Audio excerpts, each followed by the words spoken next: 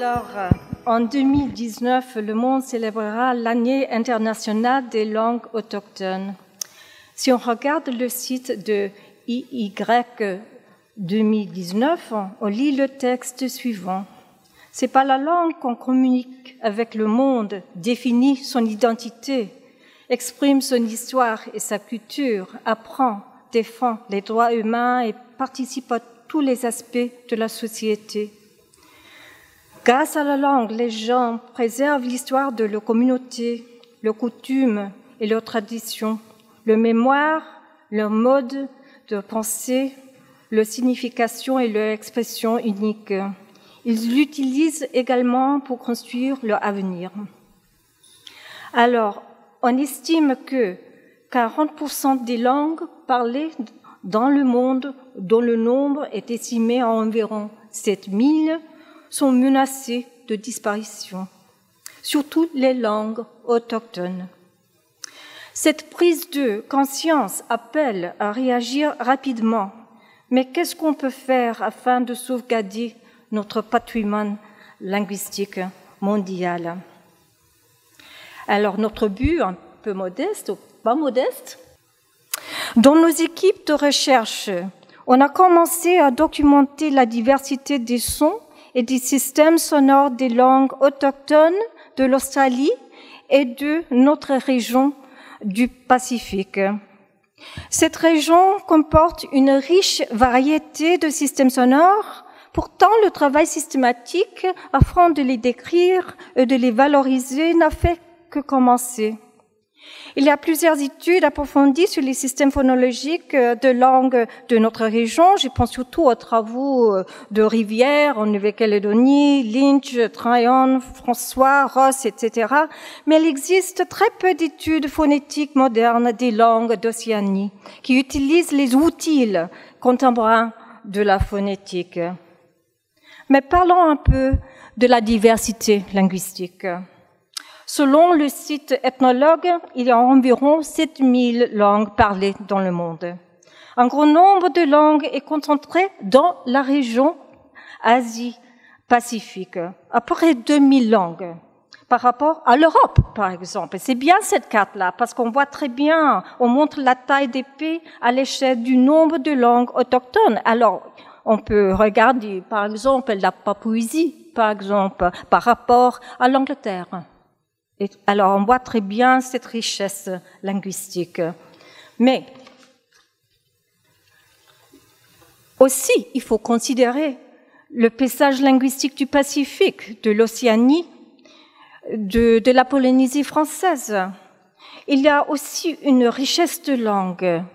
130 à Vanuatu, 28 langues kanak en Nouvelle-Calédonie. Et cette langue principale et plusieurs variantes en Polynésie française. Mais je vais parler d'abord de la situation australienne. Alors, on voit ici l'Australie. La colonisation de l'Australie par la Grande-Bretagne débute en 1788. À cette époque, on trouvait environ 700 tribus parlant 300 langues différentes, on dit parfois 400 langues quand même. Chaque tribu comptait environ 500 membres. La tribu la plus grande se trouvait dans le désert de l'Ouest et comptait 5000 locuteurs, là au centre de l'Australie, voilà, de l'Ouest là. Mais au recensement de 2016, presque 800 000 Australiens s'identifient comme autochtones. C'est parmi une population de 25 millions. Alors, environ 150 langues sont encore parlées à la maison, mais la plupart des locuteurs sont très âgés. Moins que 10 langues comptent plus de 1000 locuteurs. Et le créole est souvent parlé, c'est-à-dire les langues mixtes. Il y en a pas mal de créoles. Alors, on pense parmi ces 150 langues, on compte surtout les créoles, il faut le dire. Environ 13 langues sont activement apprises par les enfants, c'est-à-dire il y a transmission maternelle, très limitée. On croit que la plupart des langues australiennes seront susceptibles de disparaître au cours des 100 prochaines années. Alors vraiment une situation très effrayante pour nous, les linguistes comme ça. Alors pourquoi valoriser les langues australiennes autochtones? Elles sont importantes pour les communautés, leurs archives vivantes, le patrimoine culturel, la communauté, la langue et le bien-être. Mon collègue Rachel Nodling a écrit ça tout récemment. On peut raconter une histoire similaire à propos de nombreux pays du monde où les langues autochtones sont gravement menacées et en danger. Mais pourquoi documenter les systèmes phonologiques et phonétiques? Alors, des signatures sont des indices très importants d'une langue, d'une variante dialectale d'une langue et de l'individu. Les langues ne cessent pas de se transformer sur le plan phonétique et phonologique.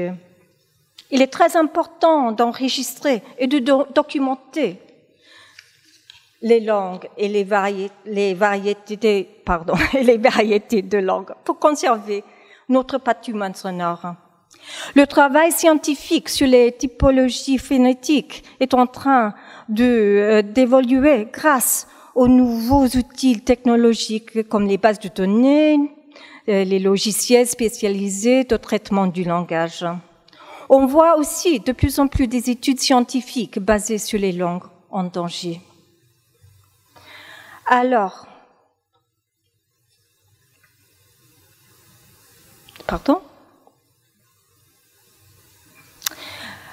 sur le site Ethnologue, comme j'ai dit, il y a 7000 langues à peu près. Mais si on regarde un petit peu les archives de l'Association phonétique internationale, il n'y a que 120 langues qui sont tout à fait décrites sur le plan phonétique. Alors c'est très peu, il faut le dire. Il y a des bases de données de typologie de phonèmes, par exemple le UPSID. Il y a par exemple 451 langues.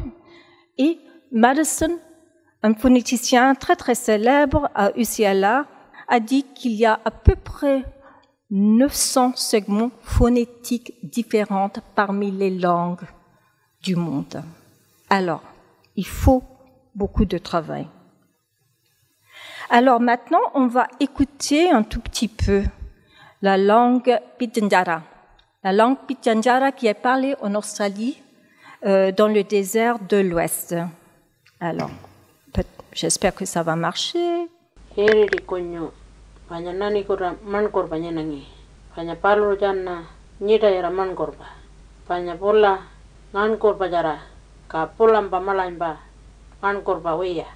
Palpulamba kota banya pulka mulaba mono ya gonyo nyinangi panya jana pengurangka palo panya jana nguranyanga palo la heri mulaba nyinangi ka gonyo ngura panya nyanga ngamai okiri inon tiwiyaringo kaya kolinengi yali korula angoko panya ngana ba ngurangka mai wiyaringo ka kodango ajano nyarangka lara. Alors cette dame-là, elle raconte une histoire de sa terre quand même. Elle parle du terre, elle parle de la terre tout près de Alice Springs, c'est-à-dire le Ayers Rock ou Uluru. Alors c'est vraiment une histoire très intéressante. Mais il y a une histoire d'enregistrement en Australie. Par exemple, on voit ici Fanny Cochrane Smith en Tasmanie en 1899. Fanny Cochrane Smith, elle était la dernière locutrice d'une langue aborigène en Tasmanie. On enregistrait Fanny chantant ses chansons sur des cylindres de cire gravés. Ces enregistrements sont disponibles au National Sound Archives à Canberra.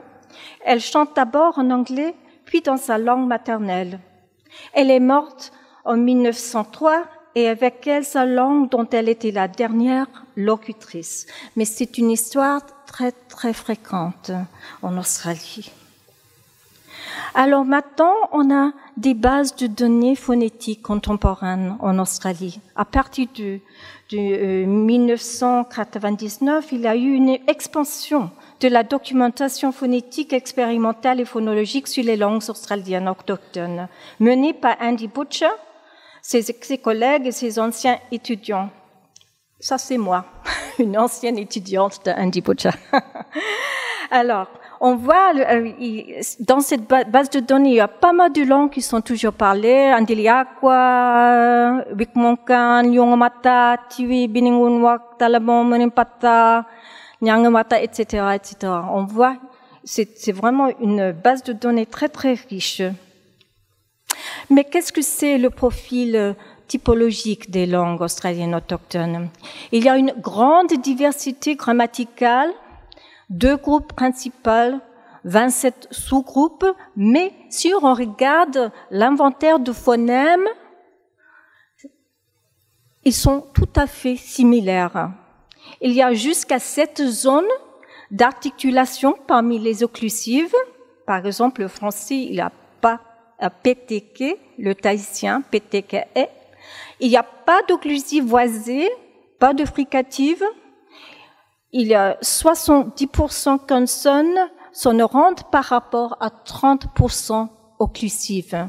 Mais en anglais, par exemple, il y a 30% sonorantes, consonnes sonorantes, 70% occlusives. Alors, c'est bien différent.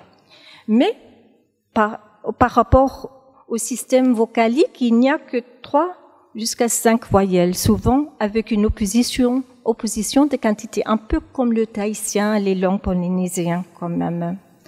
Alors, voilà les outils variés de la phonétique.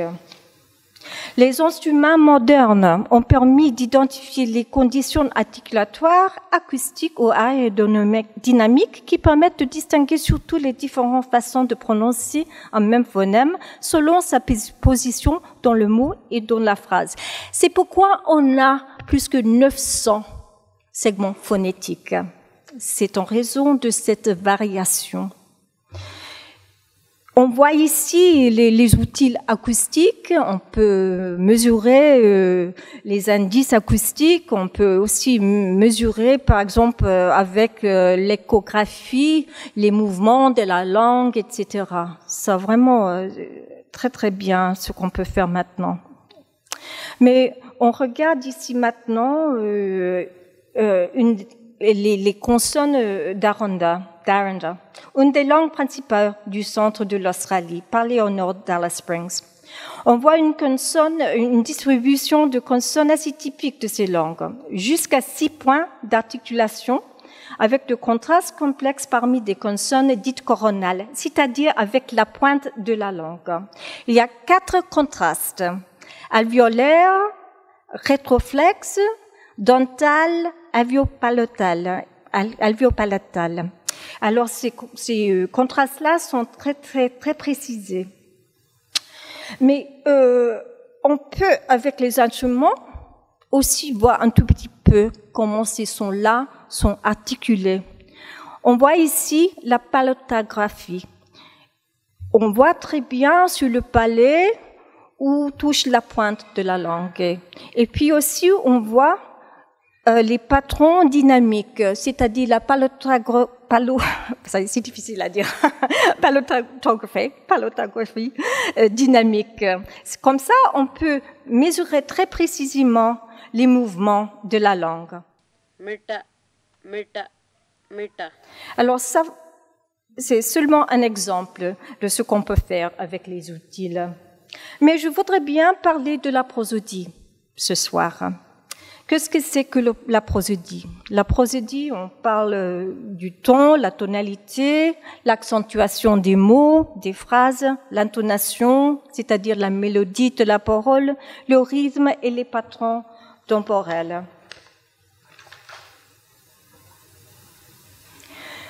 La prosodie transmet des informations sur le contexte linguistique d'un énoncé à tous les niveaux de l'organisation linguistique, du mot jusqu'au contexte du discours. Alors, on parle surtout des fonctions différentes de la prosodie. La démarcation, structurer l'énoncé par rapport au discours, guider la délimitation des groupes syntaxiques. Il y a aussi la focalisation en face d'un mot, d'une proposition, et l'intonation aussi qui sert à distinguer une phrase déclarative d'une phrase interrogative ou impérative dans plusieurs langues. Mais toutes les langues ont des caractéristiques prosodiques. Il y en a qui sont en commun. On trouve aussi la variation prosodique parmi les variantes dialectales des langues. Le type de discours, récit, dialogue, etc., ainsi que le style de la parole influencent la prosodie. La prosodie signale aussi la variation dite paralinguistique, l'émotion, l'attitude. Mais la prosodie, surtout l'intonation, est souvent ignorée dans les descriptions linguistiques ou traitée superficiellement. Elle est mise de côté parce qu'elle est considérée comme trop dure, comme une bête sauvage, comme a dit Bollinger, à cause de ses significations variées. Mais nous avons commencé à collectionner une base de données de prosodie de les langues australiennes à partir de 2000. Alors, voilà les langues qui font partie de notre base de données. Alors, au nord, surtout, on trouve le Biningunwak, qui a plus que 1000 locuteurs, l'Iwadja, qui a moins de 150 locuteurs, le Maung, à peu près 300, le Dalaban, moins que 4 locuteurs, le Lungomata, 4600, Warlpiri, Pitjantjatjara, Aranda, avec 2000 jusqu'à 3000 locuteurs. Alors, il faut le dire, le Dalaman est presque disparu. Le Biningunwak, le Lungomata se transmettent toujours. L'Iwadja a très peu de locuteurs. Les locuteurs sont très, très âgés. Alors, c'est vraiment une histoire qui est vraiment triste en Australie avec ces langues-là. Mais qu'est-ce qu'il faut faire pour composer une base de données de prosodie? Il nous faut une variété de matériaux numérisés. Les contes traditionnels, la parole contrôlée, la parole spontanée. Comme ça, on peut faire une analyse acoustique et phonologique des patrons intonatifs, temporels et rythmiques. Alors, je vais vous montrer maintenant des patrons mélodiques assez typiques des langues australiennes. Alors, je commence avec celle-là.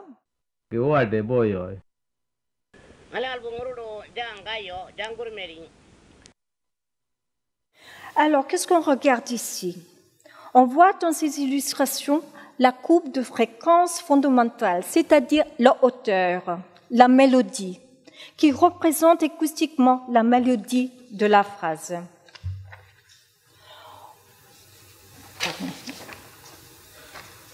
Au début d'une phrase, il y a un saut éventuel de la courbe de hauteur, la montée initiale.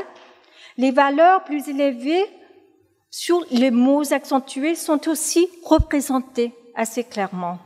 Et la descente finale de hauteur en fin de phrase est bien évident aussi, j'espère. Alors, ces patrons-là sont assez typiques parmi les langues du monde. Il n'y a rien de spécial. Mais il y a aussi un patron atypique qui se trouve dans plusieurs langues australiennes. Oh, pardon. Alors, je fais comme ça. Excuse-moi.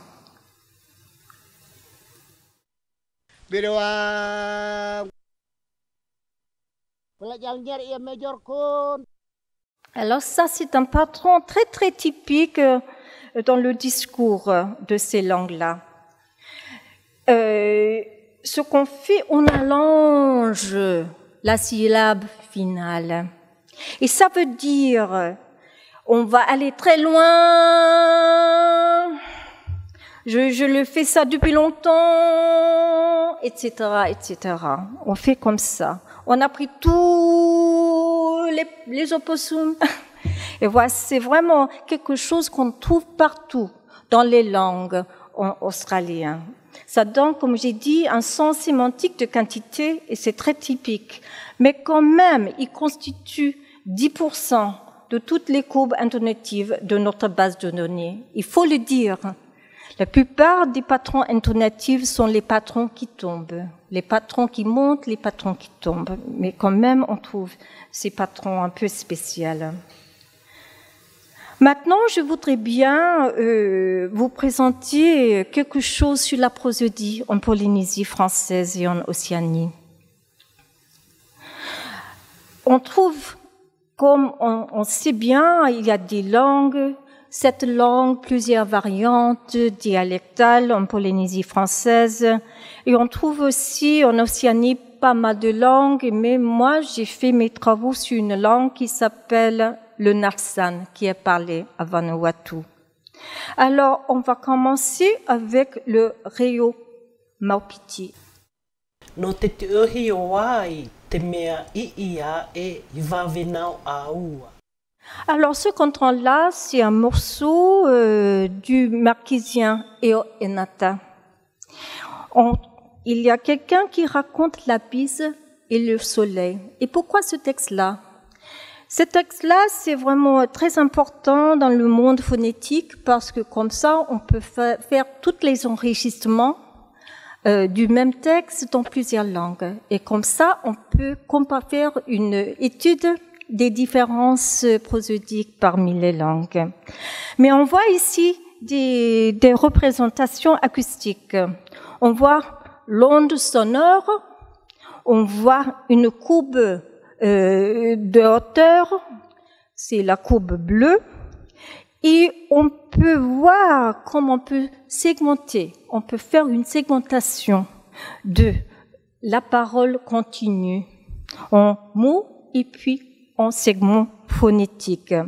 Ce qui est très intéressant aussi, est qu'on voit très facilement les consonnes et les voyelles, surtout dans le spectrogramme ici. Il y a des barres noires horizontales qui représentent les voyelles, par exemple, les fréquences du conduit vocal, les voyelles. Il y a les creux aussi dans le signal, surtout le signal sonore, ça se voit très facilement, les creux d'amplitude. Et comme ça, on peut voir les consonnes. Mais surtout, ce qui m'intéresse aussi, bien sûr, la prosodie est très importante, mais aussi on voit les occlusives glottales. On voit les silences qui représentent l'occlusion, si vous voulez, des consonnes comme pat, etc. Mais on voit aussi les occlusives glottales dont il y a beaucoup dans ce langue-là, dans cette variété de marquisien.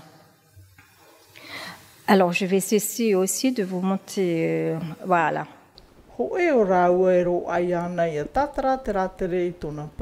Merci à mon collègue Miros, ma collègue Miros. Et aussi, on peut faire la même chose avec le tahitien, le Reo Tahiti. On voit là aussi les mêmes courbes. La courbe bleue représente la mélodie de la phrase. On voit très bien l'onde sonore. On voit la variation, consonne, voyelle. Et comme ça, on peut faire vraiment des analyses très précises sur la hauteur et aussi sur le débit de la parole, les durées des consonnes, des voyelles, etc. On peut faire beaucoup d'analyses acoustiques pour préciser les patrons phonétiques de ces langues-là. Et enfin, le Nafsan. Alors, le Nafsan est une langue, bien sûr, très différente. Une langue océanienne parlée à Vanuatu, en Vanuatu. Il y a des sons tout à fait différents, beaucoup de sonnerons, très peu de coups glottales, etc.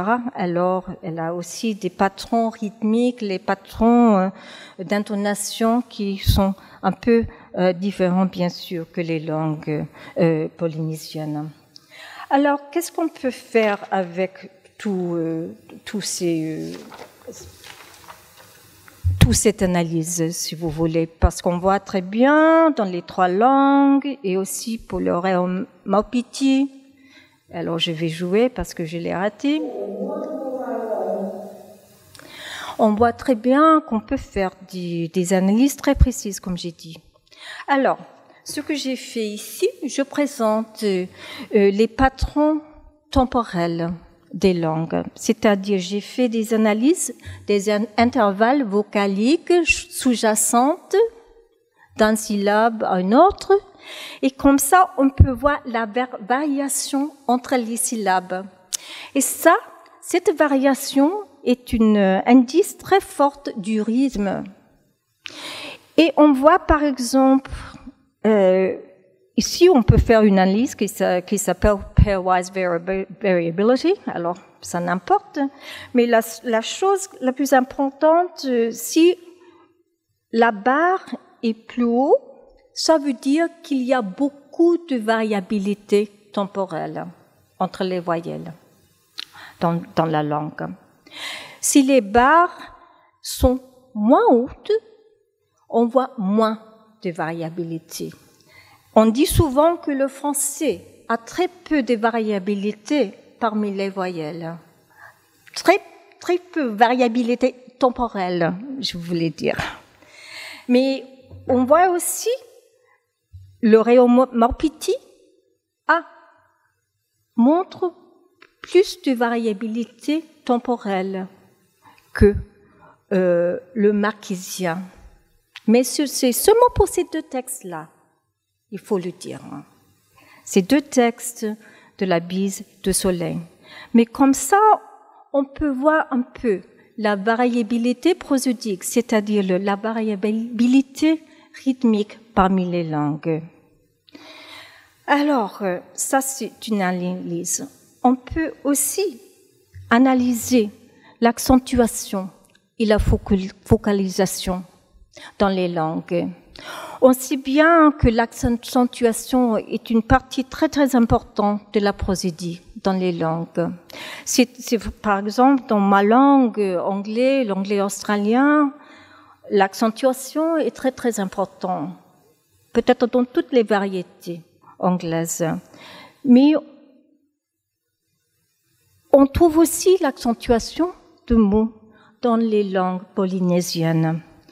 Et comme ça, on peut regarder très facilement, si on fait des analyses acoustiques de la hauteur, on voit très très facilement comment ça marche, comment ça fonctionne sur le plan phonétique. Alors, je vais faire écouter. Mereni tau e parau. O parau maro e toru taime. Alors, cette semaine-là, on a fait des enregistrements.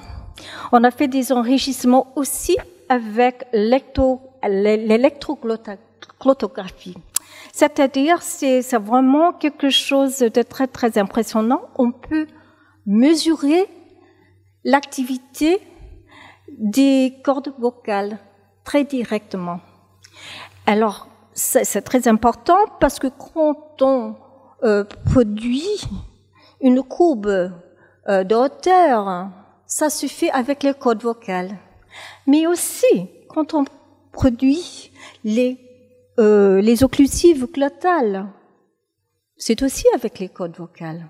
Alors comme ça, on peut regarder à la fois la prosodie, l'accentuation des mots, et aussi la prosodie. Et on peut voir s'il y a une interaction entre les deux. Parce que ces jours-là, on croit qu'il y a beaucoup d'interactions entre les segments phonétiques et les indices prosodiques. Alors, il y a beaucoup d'interactions. Et on voit ici, avec ce signal joli, rose, ça c'est l'activité des cordes vocales. Et ici, en vert. Et on voit avec ces voyelles très longues, et bien sûr les voyelles aussi elles sont très longues, mais on voit l'auteur monte d'une manière très forte pendant la voyelle accentuée. Mais quand même, dans cette phrase-là, la coupe tombe. Elle monte pas pendant la voyelle accentuée, elle tombe. Mais quand même, il y a peut-être une frontière de mots. Alors, il y a un indice là de la frontière aussi que l'accentuation. Alors, c'est pourquoi c'est un peu complexe d'étudier la prosodie, parce qu'il faut bien savoir, il y a bien sûr les fonctions de démarcation, mais aussi les indices de l'accentuation et de focalisation. Alors, on vient de commencer de faire ces travaux-là. J'anticipe que ça va prendre un peu plus de temps pour analyser tout ça, mais c'est très bien parce qu'on a fait pas mal d'enregistrements des langues pendant ces derniers jours. Mais par rapport au nafsan, ce qu'on trouve, ce que j'ai dit au début, on parle souvent de l'accentuation de mots dans les descriptions des langues, des descriptions linguistiques des langues différentes. Mais parfois, ces descriptions-là sont un peu superficielles. Par exemple, on dit dans cette langue nafsan que l'accentuation est toujours sur la première syllabe d'un mot. Toujours, toujours, toujours. Mais nous avons fait des expériences sur le nafsan avec plusieurs locuteurs, avec 10 locuteurs en effet. On a fait les travaux sur terrain à l'EFAT du Sud. Et on a fait une étude précisément sur la focalisation et sur l'accentuation. Et on voit très clairement que l'accentuation, et je vais te faire... L'accentuation est toujours sur la dernière syllabe. Et on voit ça surtout dans les discours un peu plus spontanés aussi. Et on a fait des mesures très très précises sur l'auteur ici. Et on voit dans les mots de 2 syllabes, par exemple, l'auteur monte très très fortement, d'une manière très forte, de la première syllabe jusqu'à la deuxième syllabe. Et ça, c'est très très consistant. Alors, il faut le dire, on est assez confiant que la première syllabe d'un mot en nafsan n'est pas accentuée. En effet, le nafsan est un peu comme le français peut-être, une langue aux frontières prosodiques. Alors, ce que je voudrais faire maintenant est de parler un tout petit peu des outils pour entretenir et valoriser les langues autochtones. C'est très bien d'avoir ces bases de données. Alors, il faut beaucoup de travail, bien sûr, sur la prononciation des variétés, des variantes dialectales, des langues menacées. C'est très, très important. Et c'est pourquoi il nous faut ces archives numériques de langues et les bases de données. C'est vraiment notre patrimoine mondial. Il faut aussi, bien sûr, les dictionnaires et les manuels d'alphabétisation. Il y a une plateforme formidable, la plateforme Paradisec, les archives de sources numériques sur les cultures menacées de la région pacifique, où c'est vraiment une base de données énorme, où on trouve pas mal d'enregistrements qui sont assez vieux. Et c'est bien parce que comme ça, on peut garder ces trésors linguistiques. On peut les préserver pour les générations à venir. Mais il faut le dire aussi en Australie, les communautés elles-mêmes font du travail pour préserver leur langue propre. On trouve les archives australiennes, par exemple, The Living Archive of Aboriginal Languages. Il y a pas mal d'exemples, etc., d'enregistrements, de matériaux, etc., dans ces archives. On trouve aussi les programmes de la revitalisation et la valorisation des langues autochtones. Parce qu'il faut le dire, comme je vous ai montré dans cette carte de l'Australie où on trouve les langues qui sont toujours parlées, on les trouve pas dans les grandes villes. Les langues de ma région sont tout à fait disparues. Les langues de Tasmanie, tout à fait disparues. On trouve très peu de langues qui sont toujours parlées dans les grands centres où la population, la plupart de la population habite. Alors, dans ma région, Victoria, il y a le Lurukdino Gonai Gonai. Il y a un programme de revitalisation de cette langue autochtone dans la région victorienne. Et aussi en l'Australie du Sud, il y a vraiment un célèbre programme sur le Kaurna. C'est un programme très, très, très efficace de revitalisation parmi ces communautés-là. Et on trouve aussi au nord de l'Australie et au centre, il y a plusieurs centres de langue qui se sont établis dans les communautés aborigènes pour entretenir la transmission des langues maternelles. Il y a aussi beaucoup de collaboration entre ces communautés-là et les chercheurs d'université. Par exemple, il y a des ateliers Getting in Touch, Pulima aussi, afin d'exploiter les technologies contemporaines pour documenter les langues autochtones et soutenir, par exemple, le développement des apps. Et voici un app, mon étudiant Bruce Birch a préparé cette app-là sur le Iwaja. Alors, il ne reste que 7 locuteurs de cette langue-là. Alors, c'est très important d'avoir cette app pour les enfants. Comme ça, ils peuvent apprendre comment parler un tout petit peu d'Iwaja. Mais surtout, il nous faut bien sûr la soutenance gouvernementale à tous les niveaux. Et le système d'éducation est très, très important. La langue de scolarisation en Australie est tout à fait l'anglais, même dans les communautés aborigènes. Alors ça, c'est vraiment un grand problème. Et voilà ce que dit ma collègue de CODEL, Professor Jane Simpson, de l'équipe CODEL. Indigenous languages won't survive if kids are learning only English. Les langues vont disparaître si les enfants n'apprennent que l'anglais. En fait, il existe un consensus sur le fait que les étudiants autochtones doivent apprendre l'anglais pour participer pleinement à la société. La majorité des gens conviennent également que les langues autochtones doivent être préservées. Mais il y a beaucoup de confusion sur la façon de s'y prendre.